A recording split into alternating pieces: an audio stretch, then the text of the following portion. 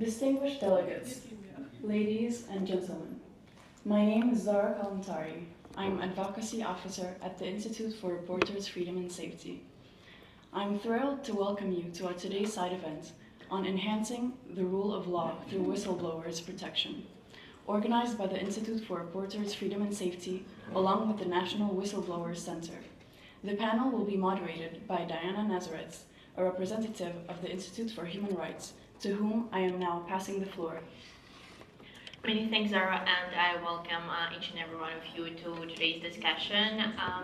We're here to explore the essential role that whistleblowers play in promoting transparency, accountability, and justice. In addition, we will showcase how the U.S. transnational whistleblower laws can be effectively utilized in anti-corruption prosecutions with specific case examples. These laws do not only play a crucial role in promoting transparency and combating corruption on a global scale, but they also offer potential avenues for funding to civil society organizations engaged in this effort. In this session, you will receive a valuable toolkit on how to effectively report corruption, including steps to qualify for a whistleblower award and safeguard your rights during the process.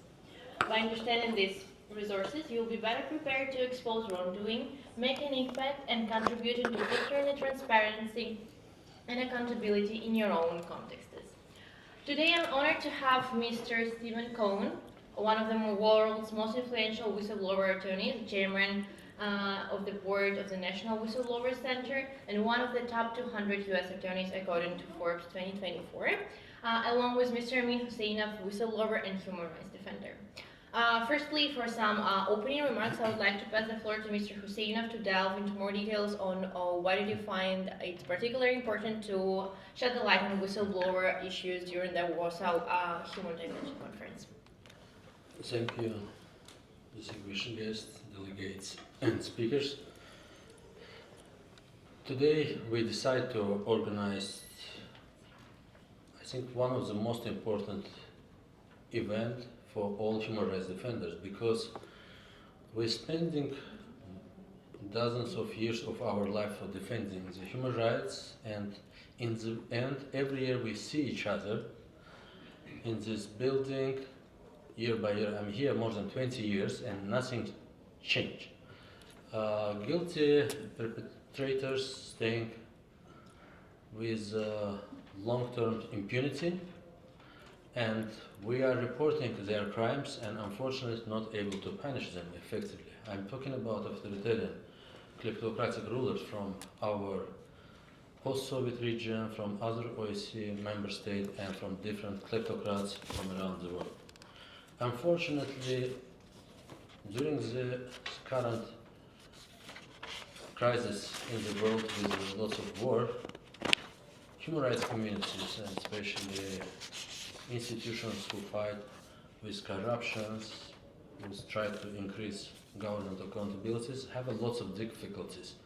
Not only state repressions put us in trouble, but also serious damage we receive from the lack of funding, because we have, during the years, we get like a serious experience which has allowed us to continue our work effectively.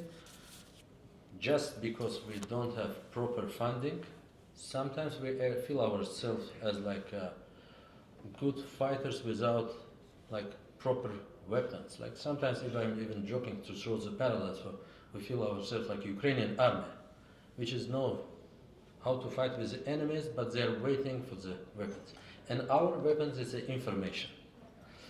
Informations and valuable informations, how to be able to punish this guilty perpetrators, even not in our own countries, but in jurisdictions like the US, which is our colleague Stephen Cohen later tried to describe you better than me, because I'm learning from him. I first participated on his workshop like a year ago, and after I started to follow all of his workshops, even its live workshop or in-person workshop, and day by day I'm increased my knowledge on this area, and soon I believe we will start to do this kind of activities for our own countries, to punish our kleptocrats, Aliyev, who steal dozens of billions money via Western financial institutions and accumulate them in different jurisdictions.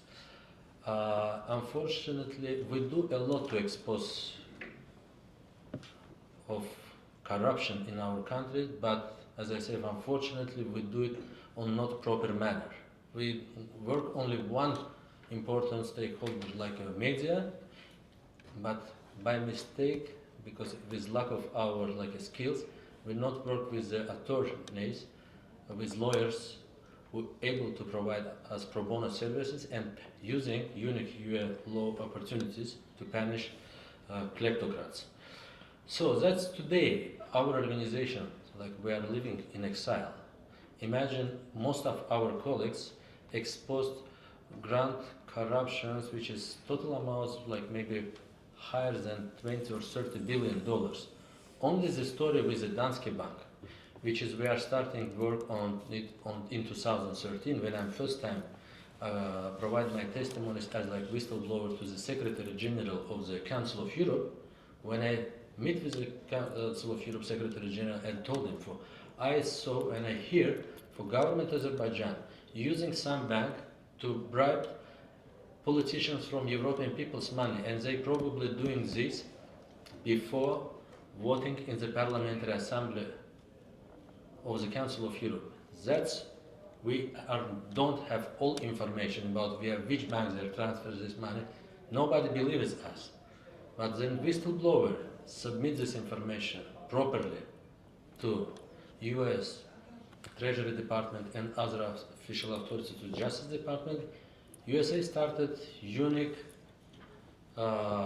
investigations. In the end, this bank punished very seriously.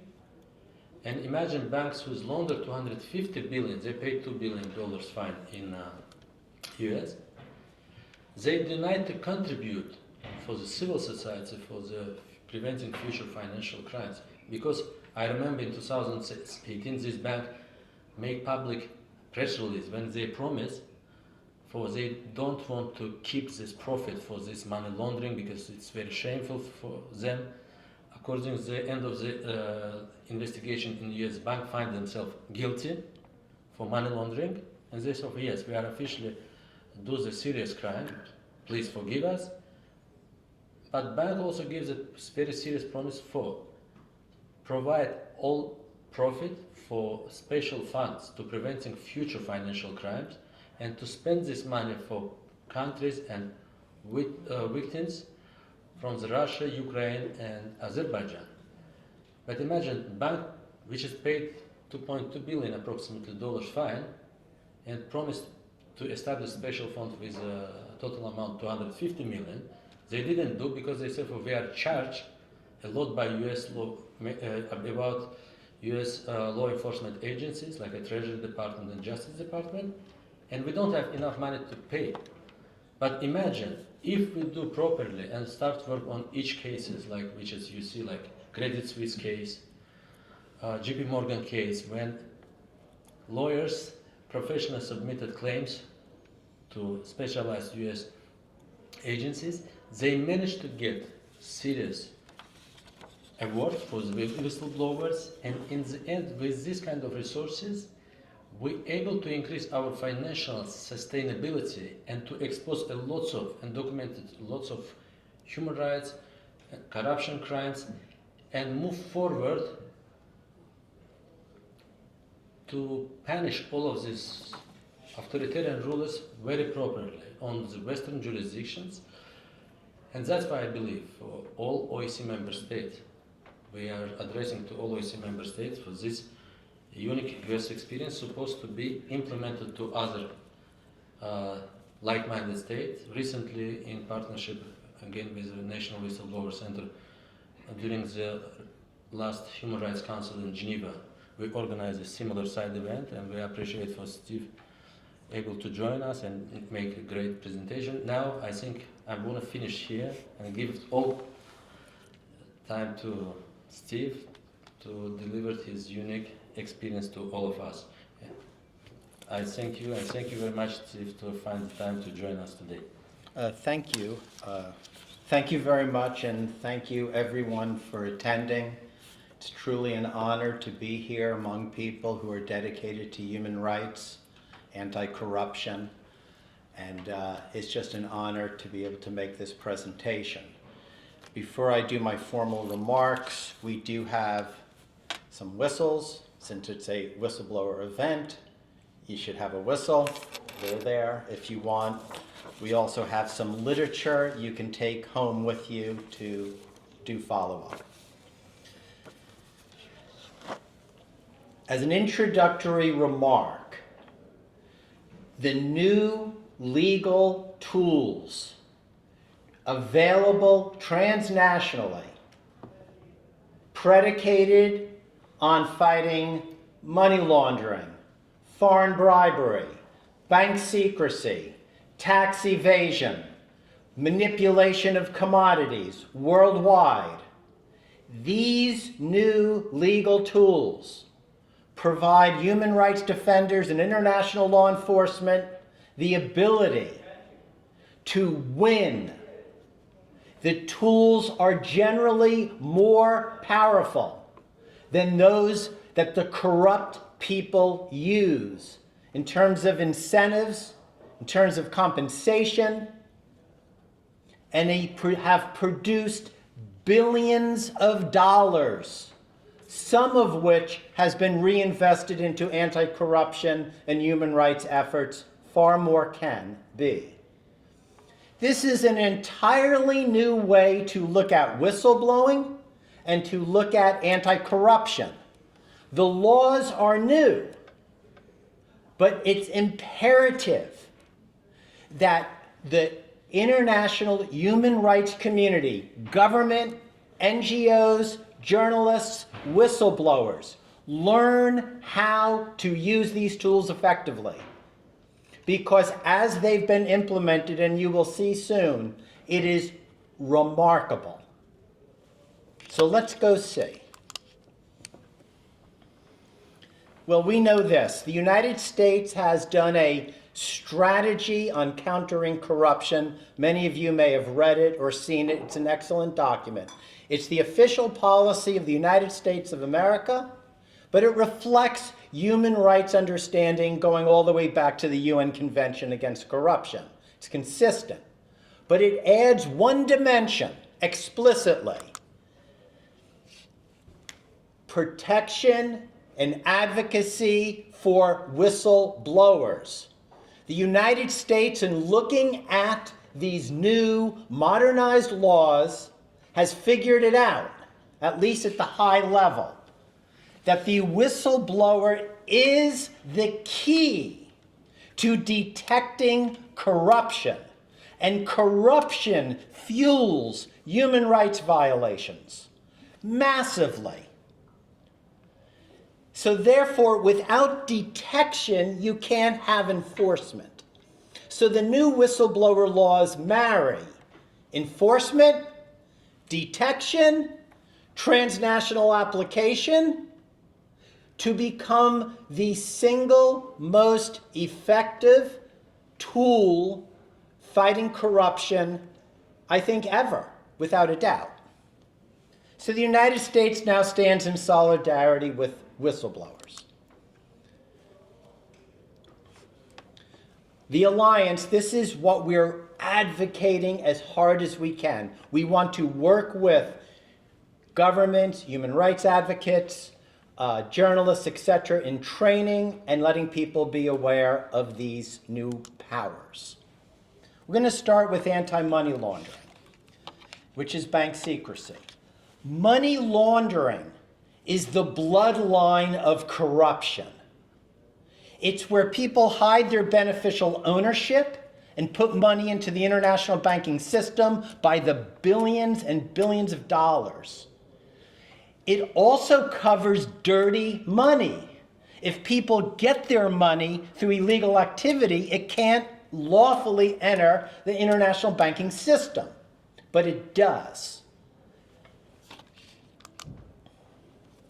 So in the US strategy countering corruption, they actually came straight out and made as a formal objective to use these new money laundering laws to fight corruption.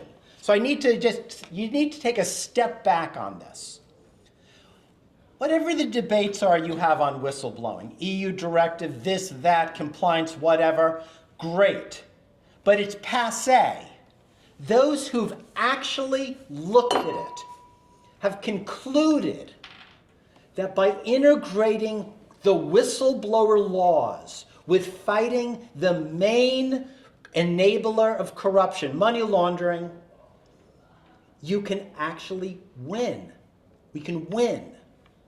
And this strategy was formulated and reviewed by every major department of the United States government: defense, state, justice, Homeland Security, Treasury.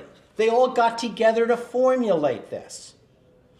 Now, it is the policy, but I will tell you right now, because these policies are so new and these laws are so new, there is a massive gap between the rights that now exist, the implementation of this policy, and knowledge where the knowledge is needed. And that's why I'm here. It was 2022 in December that we passed the AML Whistleblower Improvement Act. So you can see how new it is. And the law is quite straightforward.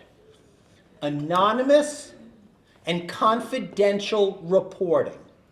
Now, this is anonymity and confidentiality guaranteed by law, the strictest confidentiality known under any law. And I'll just tell you how strict it is. In the one fraudster tried to do a Freedom of Information Act request to figure out if there was a whistleblower in a fraud case. And the court ruled, you're not going to get any information whatsoever. And we will apply the precedent we apply to covert CIA operations to protect the identity of the whistleblower.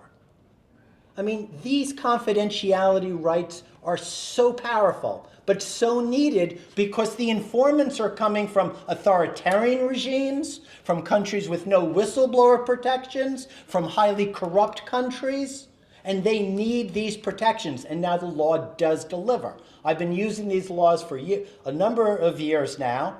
Some of them are older than the AML law, and they really work. Second, if a whistleblower's information triggers and results in a sanction, the whistleblower must be paid. But we'll now explain that a little better. And as you can see, it's a minimum 10%, maximum 30%. But what does that mean? It means that without the whistleblower and without the whistleblower's information, there would be no enforcement action. So it's trying to drive information to law enforcement that law enforcement can't get on its own. And then there's the quid pro quo. It's only logical. If the whistleblower is risking so much, maybe even their life, their liberty, their reputation, their job, they need a guarantee. And the guarantee is you will get at least 10% and maybe up to 30% of what we collect from the corrupt actor. Not a penny from the taxpayer, not one dime. This is like Robin Hood on steroids, because all the money to the whistleblower comes directly from the money the fraudster has to pay.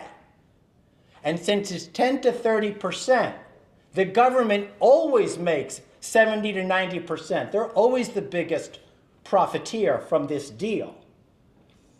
It's judicially enforceable. But this right by law incentivizes people to step forward that would never come forward without it. We got this law passed, and we worked for 2 years on it because of the Danske Bank case. And some of you may be familiar with it. Just needless to say, every single internal control at the Danske Bank failed for 10 years. Hundreds of people must have known of it, the whole bank. Yet no one reported it. And 240 billion admitted by Danske after they did an internal review based on the whistleblowers' disclosures. $240 billion of dirty, illegal, Russian money circulated into the West. The DOJ documented about 150 billion into the US system. And all over, we know it went to Azerbaijan. They traced some of it back to bribery and corruption in his home country. Just take a step back. What if the dirty Russian oligarchs, and they know that Putin's family used it, they know that the FSB used it, what if that 240 billion never was laundered? How would things be changed? That's a lot of money to pay a lot of people. It's a lot of money for a lot of oligarchs to love Vladimir Putin and thank him. What would have happened? Well, we can't look backwards, we have to look forward. That's why this law was passed.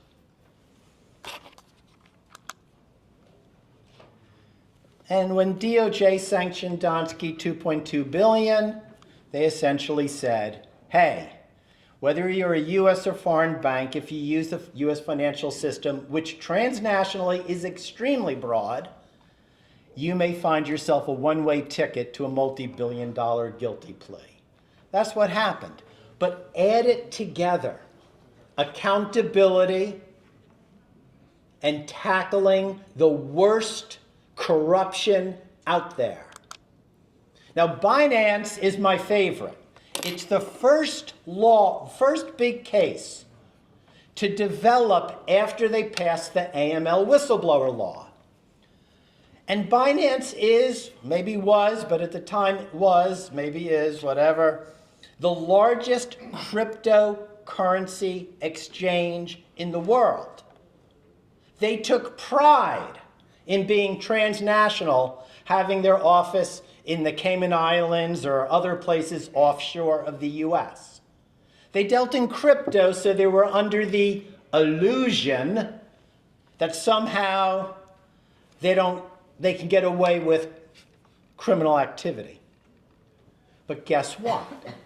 The money laundering laws apply to all financial exchanges, not just banks, and has broad financial coverage. So Binance, like most banks, was actually required to know their customer. So even though they were dealing in crypto, they had to know their customer, which meant you can't do deals with corrupt people. You have to know where the money came from. Of course, they didn't. They also were under the requirement to do SARS, suspicious activity reporting. Well, of course, they didn't. But what Binance didn't know is that insider whistleblowers could turn them in, could figure these things out. Now, whether I represented one of these whistleblowers or not would be something that would remain confidential forever. But I will say, in my discussions with a government agency directly involved, they told me there were at least 10 whistleblowers. Because the law's out, you're incentivized. And guess what happens? FinCEN, which is the US government agency with jurisdiction over the AML whistleblower law, announces the largest settlement in history that they ever got, $4 billion. $4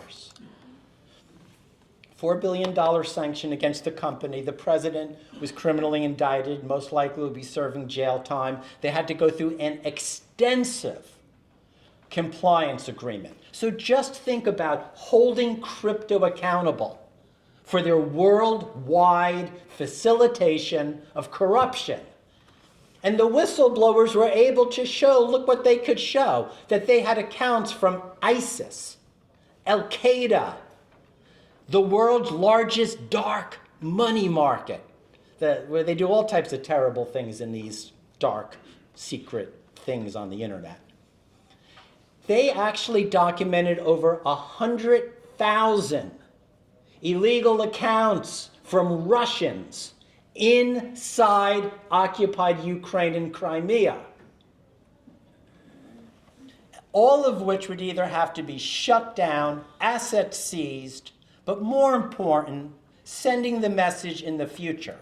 But this is not a message just to Binance or the banks. This is a message to us, to every NGO, to law enforcement agencies worldwide. The tools exist.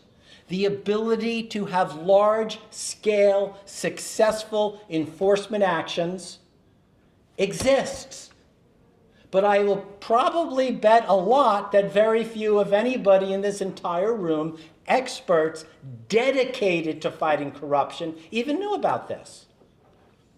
Could I have a show of hands? Who is aware that this money laundering law lets all this happen? As expected. That's why I'm here.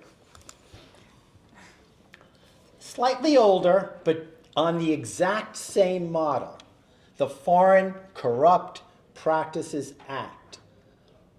Bribery of foreign officials to obtain a business advantage with extremely broad transnational jurisdiction.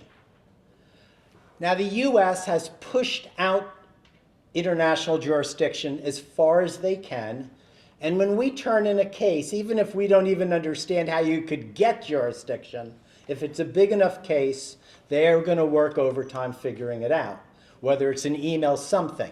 But just briefly, if a US person can invest in a foreign company, it's going to be a US company, even if it has no ties to the United States. Specifically, if a company trades on the UK, on the London Stock Exchange, on the Tokyo Stock Exchange, on the Paris Stock Exchange, and permits Americans to invest or buy stock in their company, you are a US company under law, and you're covered under FCPA. Once again, same deal. Anonymous and confidential 10 to 30% awards. Since 2011, this is something that I don't actually fully comprehend. The last numbers came up in 2021. It was over 5,000 whistleblowers from 132 countries had filed claims in the United States. Most from Commonwealth countries, specifically the UK, Canada, India, and China, aka Hong Kong, places where people speak English and could actually probably read in the newspapers about some of these laws. I actually don't understand how so many people have been filing, yet I've done this lecture to groups from probably 45 different countries, and no one even, the leadership still hasn't gotten to them. But some whistleblowers figured it out. So what I'm saying is, worldwide, your whistleblowers will use these laws. The slander that somehow this whistleblowing is unique to the United States is a dangerous misconception, because people in foreign countries in leadership positions don't understand that the grassroots whistleblower loves these laws and will use them. Initially, anyone of good spirit who wants to report will react to the confidentiality, the rights to confidentiality. But eventually, the ability to have financial security for themselves and their family becomes the dominant interest. They need security. They need to protect their families. These laws offer that, and they will be used worldwide. This is when the SEC, which administers the Foreign Corrupt Practices Act, issued a $30 million award to a non-US citizen. This is the law. It makes no difference whether the claimant, that's the person seeking the award, is a foreign national, resides overseas, the information submitted overseas, misconduct comprising the violation occurred entirely overseas. In short, transnational, open for business, worldwide. As I say, our program is trying to jumpstart this to spread the word. The SEC, now we have like 5 different laws that cover whistleblowers. The Treasury Department has money laundering, violations of US sanctions, violations of the Bank Secrecy Act, tax violations. The Commodity Futures Trading Commission has worldwide jurisdiction when people trade in commodities under the established commodity markets for market manipulation. The SEC has jurisdiction over Foreign Corrupt Practices Act. The SEC alone, since 2014, has paid whistleblowers under these programs $2 billion. The average award is $5 million. In short, it works, they pay, the whistleblower wins. AML is brand new, but it will be as successful. And all we do is go into the public record to determine what cases have been decided for which a whistleblower would be eligible for an award, a whistleblower-generated case. The U.S. government can't tie the award to a case. They can never say, for example, that Airbus had a whistleblower. They can't say it by law because of confidentiality. If the companies know there is a whistleblower, they often go on a witch hunt. My largest case, in which the whistleblower was paid over $100 million, award, because it's 10% automatic. The company never knew there was a whistleblower.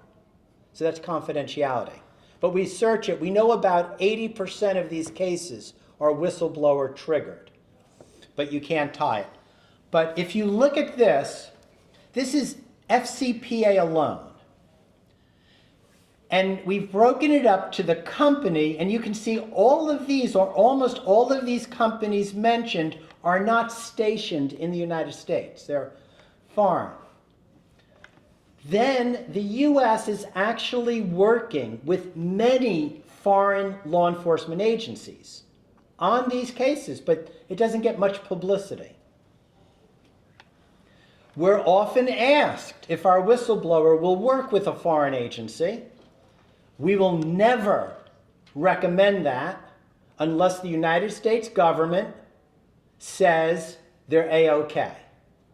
Because under our law, if the U.S. government essentially confirms that a foreign law enforcement agency will protect the identity and confidentiality of the whistleblower to the same extent as they get under U.S. law, then they can share, and we have worked with them, no problem.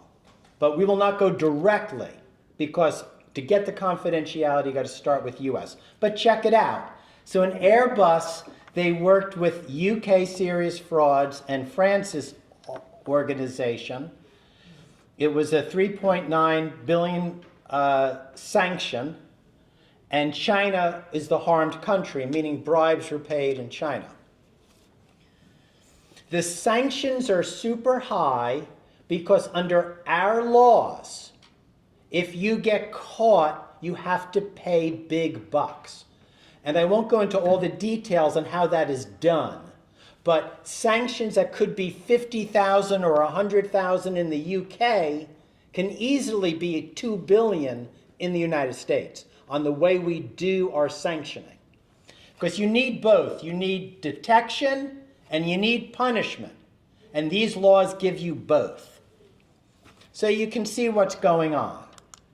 Here's more. Now, the Viator case I know a lot about because we did have a whistleblower in that triggered it.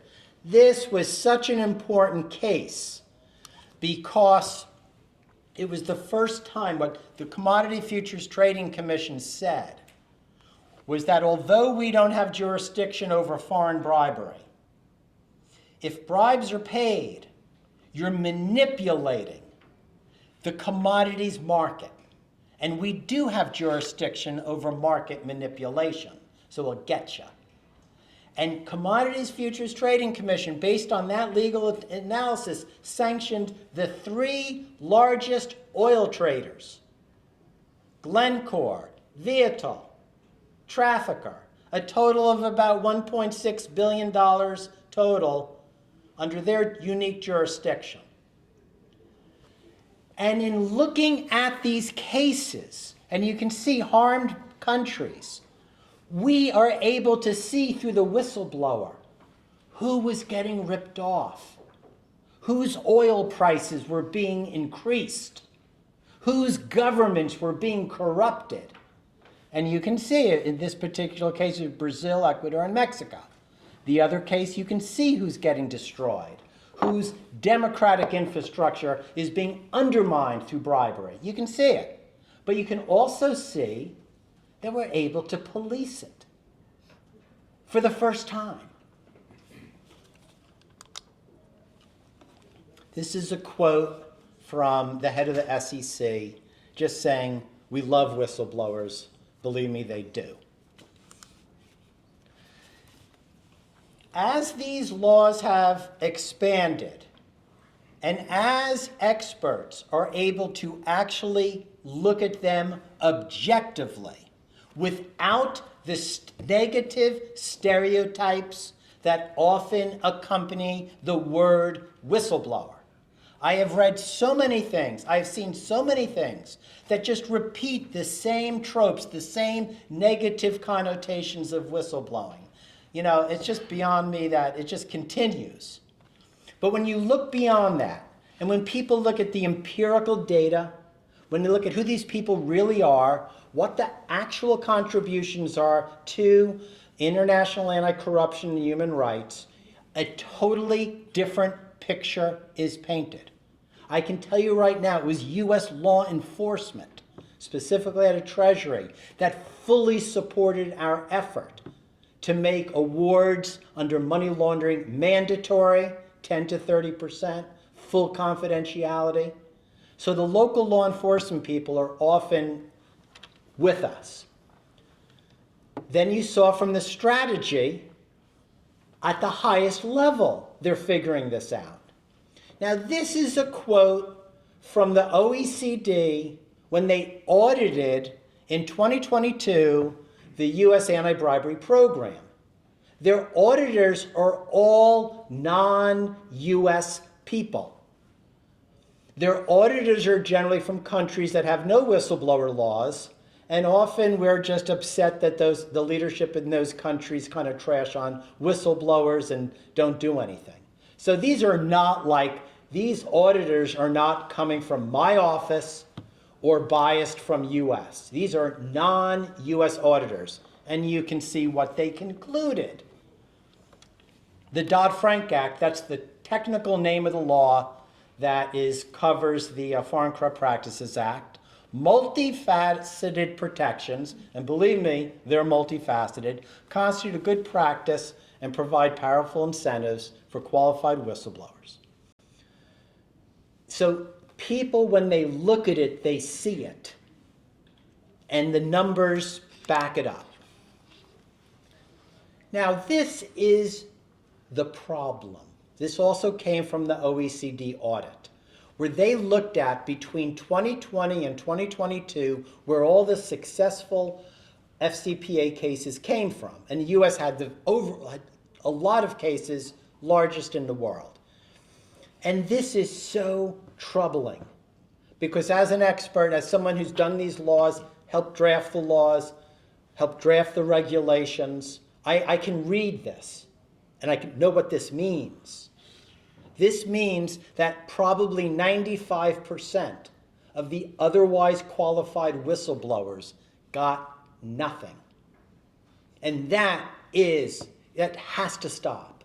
You can't have people worldwide reporting foreign bribery and now reporting money laundering and not being covered.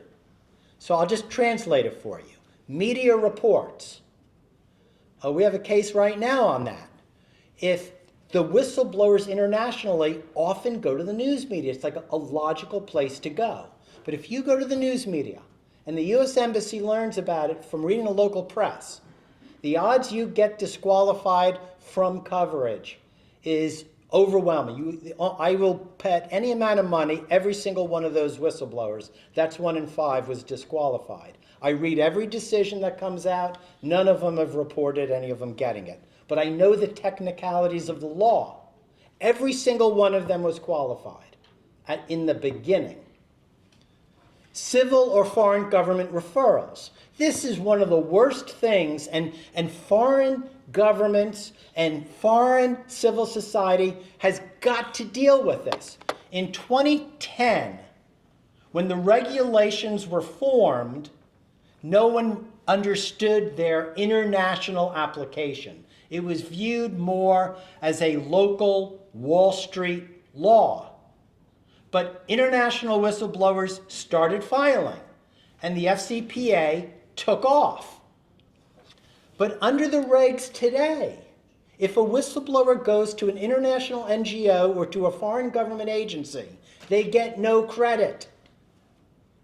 That could be a foreign government agency that's working with us. It could be a foreign government agency that we're giving money to, but they get no credit. So now we got 40% pretty much knocked out. Corporate self-reports. The whistleblower behind the internal disclosure is fully qualified. But guess what? They will lose that probably within 120 days, again under technical rules. Now you're at 50%. Law enforcement, so if the government figured it out on its own, they're not going to get, the whistleblower won't get any money anyway. But our statistics show that's about 10%, and it's across the board. When we look at all our whistleblower programs, the government identifies about 10% of the corruption on their own, 90% from whistleblowers. Now that brings you to whistleblowers, 40%. Even though they're a recognized whistleblower, I will tell you right now, most likely the majority aren't getting anything. How do I know that? Because the OECD made a recommendation that they do training, that Justice and the SEC do trainings. So whistleblowers know in that 40% category how to qualify. And it was the only recommendation the United States did not fulfill. I repeat that. The only one. And they still haven't. Now, the embassies are doing it. The Mexican embassy has sponsored us twice now. Other embassies are sponsoring us as part of our international collaboration. We just brought 30 leading NGO and governmental people from Mexico to the United States to meet with the Treasury Department, the SEC, Justice, Treasury, so they can begin to learn how these laws work. That's one country. Mexico's a big problem. But this is what's needed. Let's see where we go now. Training urgently needed. Which brings us to resources. I would hope that this PowerPoint be made available to everybody, but we have online, free of charge, a whistleblower law library. Every whistleblower law, the statutes, the regulations, the histories, the major cases, so available free of charge, so beginning to try to open this up worldwide.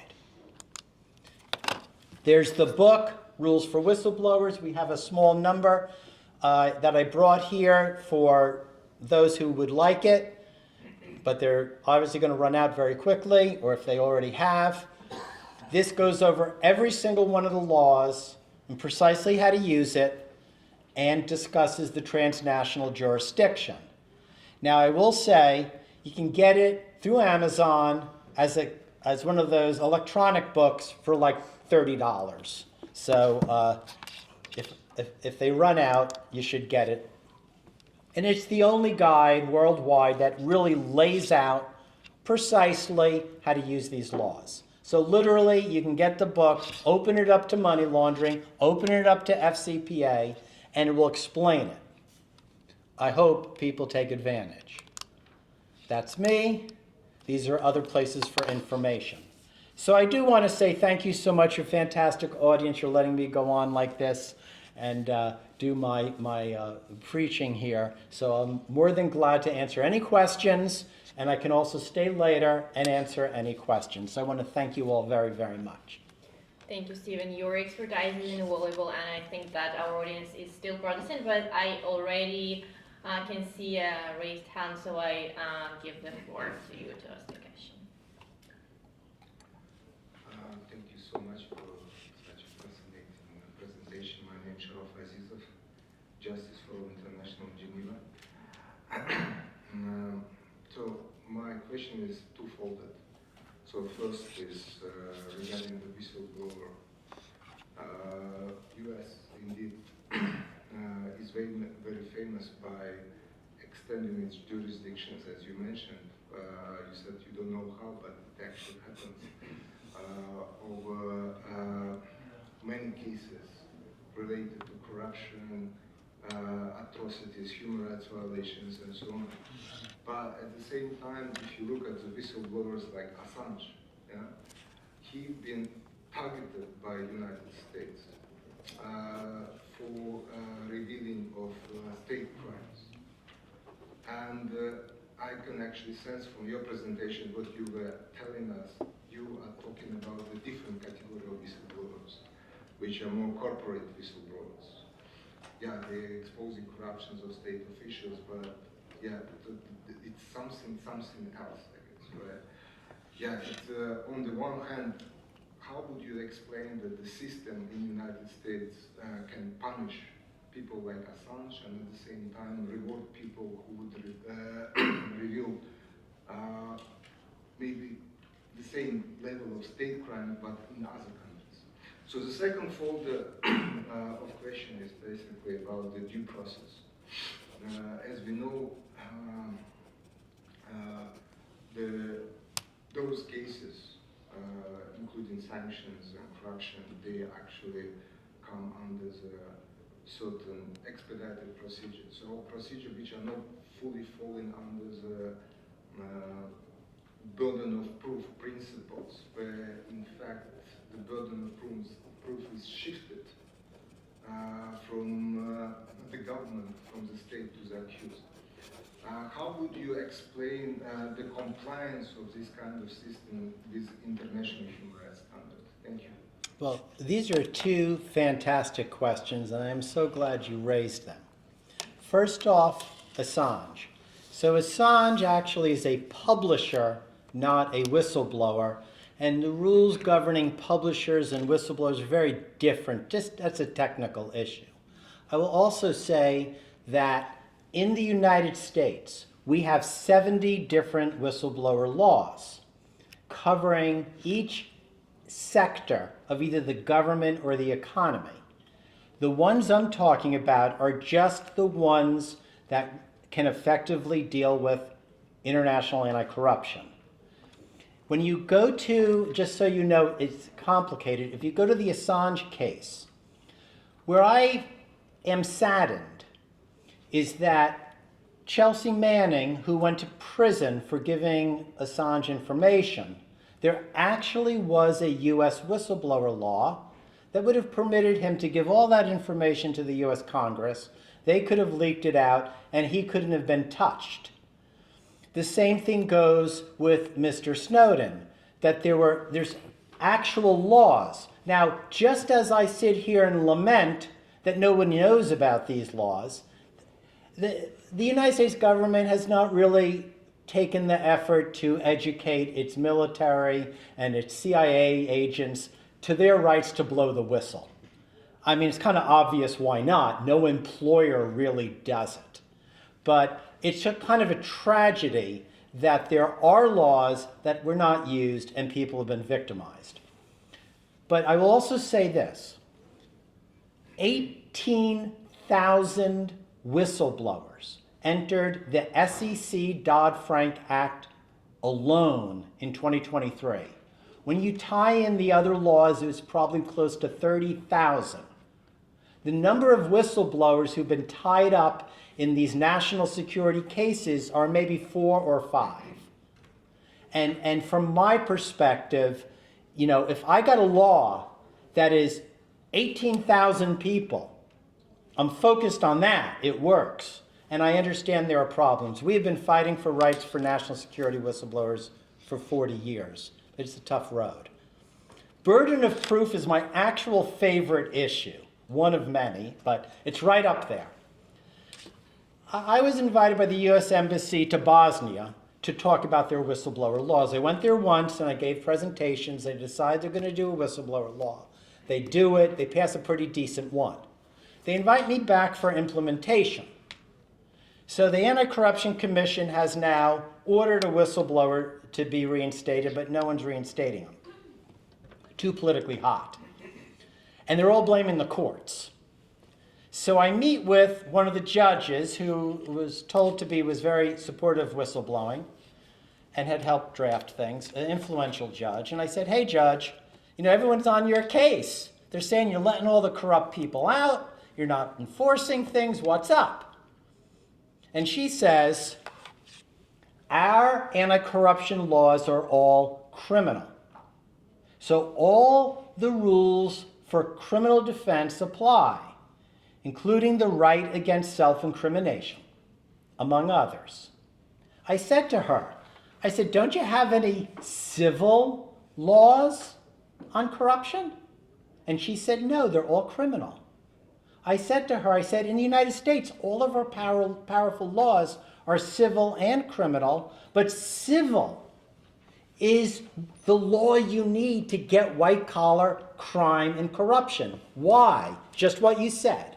There's no right against self-incrimination.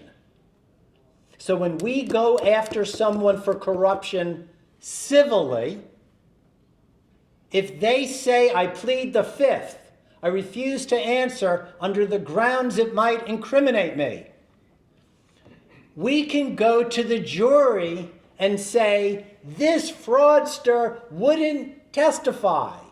You can use that as evidence of their guilt. In short, in the civil context, we can use the exercise of the right against criminal self-confession to actually get a guilty verdict civilly for money. Now, using that to break the conspiracy. See, you go to one person, say the whistleblower turns in 10. You go to one of them, you call them in and say, we've got a deal for you. You're going to answer my questions. If not, we will sue you. Civilly, we're going to take your home, we're going to freeze your bank accounts, we're going to take your retirements, or come on our side and turn the rest of the bums in. So by just that one procedure alone gives law enforcement such a powerful tool. And why countries around the world have not implemented civil laws to fight corruption, again, I'm in shock. These are tools that are so obvious, tools that are so needed. But the good news is they can be used in the United States. So yes, there's a lot of crocodile tears from a lot of fraudsters about due process. They also hate the confidentiality provisions. It drives them crazy that they can't figure out who the whistleblower is, they can't do discovery on that, it's all kept secret under these very strict rules for confidential informants. So again, what I'm trying to say here is fighting corruption is a science. It is a war. It must be fought with the most powerful tools. And just as you would figure out whether to use a machine gun, a tank, or a drone, when you're fighting corruption, same deal. And just as Ukraine may want some of our weapons to fight a war, I wish other countries would want our weapons to fight corruption. Until that day comes, file in the United States. I'm probably at, I got 3 more minutes. You do. Yeah, and as our audience does, so I am opening the floor to any other questions or remarks. Yeah, sure, you have the floor. Hans Noot from the Netherlands, Human Rights Without Frontiers.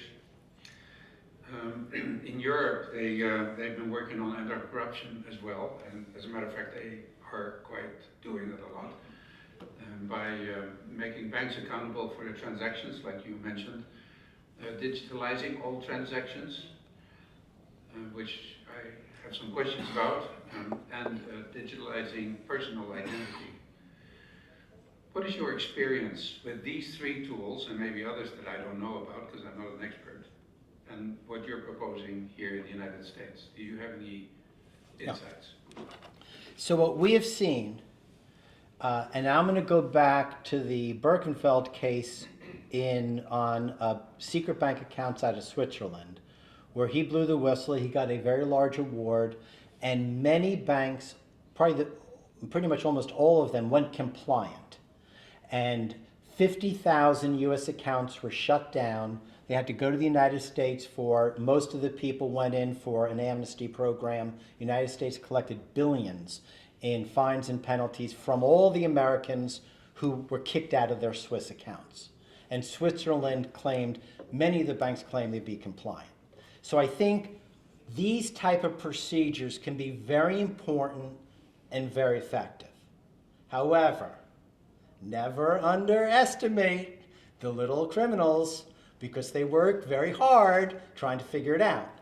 So I got a great client from Liechtenstein who laid out to me the very intricate procedures that certain Americans could utilize to mask that they were Americans and become Swiss under the Swiss compliance procedures. This guy was an expert. I mean, he really was a brilliant money launderer. I have to hand it to him. He's a really smart guy. But because he now flipped to our side, he could sit and explain some of these more intricate procedures. So the bottom line is, and I need to say this, is the United States just in August implemented a new whistleblower program by administrative procedure, not by law, but by a statute. Justice did it. What they now are doing is they're saying, if you have a compliance program that can report to us within 120 days of a whistleblower giving you the information, or the whistleblower coming to the United States government directly, if you can self-report within 120, you will get a non-prosecution agreement, and I can tell you now they'll significantly reduce all fines and penalties. So what's going on in the United States, they've taken it to a new level.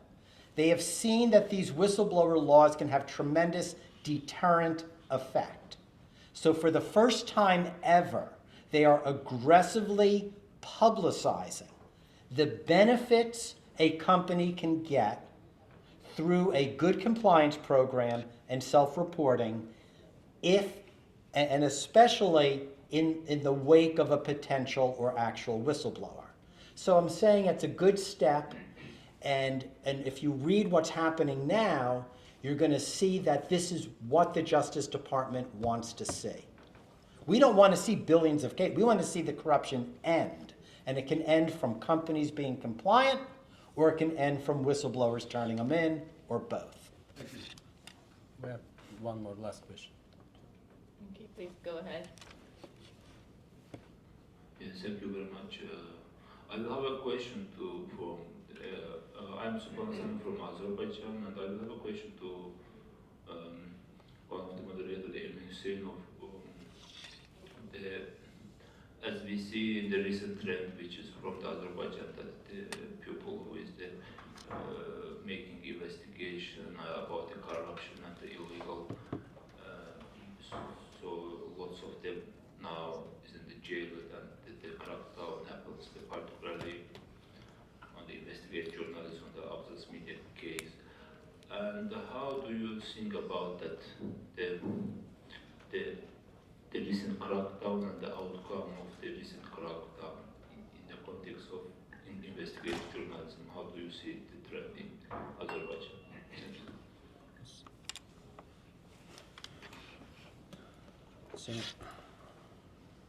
Thank you. I just try to briefly say for all of these investigative brave journalists, they are punished because they exposed multi-billion corruption. Only Abzats media for the last 7 months before they are arrested, they published 7 stories, and all country leadership, like president's relatives and high-level officials, and Minister of National Intelligence, Minister of Foreign Affairs, all of them shows to the people as though they are crooks. They are still billions. That's what they punished. And now we believe for such kind of experience, when we able to collaborate with our investigative journalist community and anti-corruption and human rights NGOs, we able to find some kind of future mechanism for pay this compensation, because problem is not for you or others, they are heroes. Like in everyone, all of investigative journalists who's arrested, they sooner or later under international pressure they will release, but they will stay in the serious problem, lack of funding. They need to pay for their bills, for their treatments, etc., and for the future cost. That is, this kind of tools gives opportunities for us and hopes for, if we know how to use these tools effectively, we're able to get them compensations and provide them tools for sustainable and effective operational future. Because without funds, when donors leave you alone, what's happened right now in Azerbaijan, most of donors, they give up.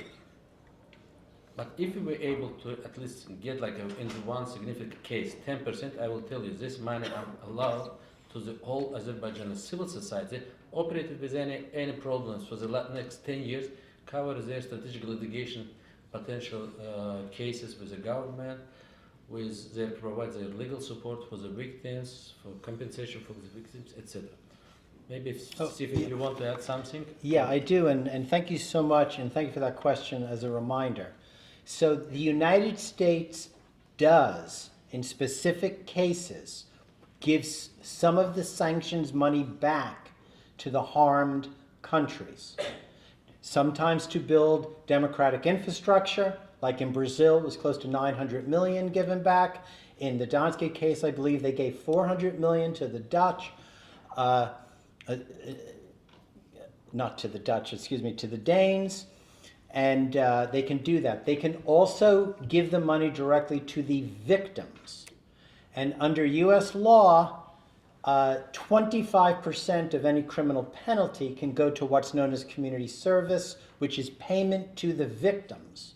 So another thing that we are totally engaged in and want to see happen is that processes be put into place where when these sanctions are obtained, it's not just to the whistleblower and it's not just to the general budget, but we would like to see 25% of every case successfully prosecuted to go back to beneficial purposes to either the victims of the corruption or for democratic infrastructure, mostly through NGOs and other entities. They are generating billions in fines and penalties, but no one has really held the government accountable and pushed the government to use what they're allowed to do, 25% off the top, for beneficial purposes. So again, as the world begins to engage with these new tools, They are multifaceted. There's lots of opportunity, but obviously we can't do it alone. Thank you. And unfortunately, we will have to conclude, and we have some time constraints. But with this being said, I would like to deeply thank you for agreeing to come here and like educating the audience, and many thanks to organizing for letting it happen. I believe that our side event inspired many of us to go forward, to take the whistle, even like this one, for example, and blow it, but after carefully learning your rules from the Stevens book. Many thanks for attending our side event, and hope to any further communication in person. And we hope Thank this you. book soon available on Russian and other post-Soviet countries' languages. And thanks for having us. Unfortunately, we have only copies in English, but we're planning to translate at least for Russian first, for all post-Soviet kleptocratic countries' populations able to learn how to fight with their kleptocrats with US law. And I thank you, Steve, and thanks for all of you to attend. And thank you. Thank you.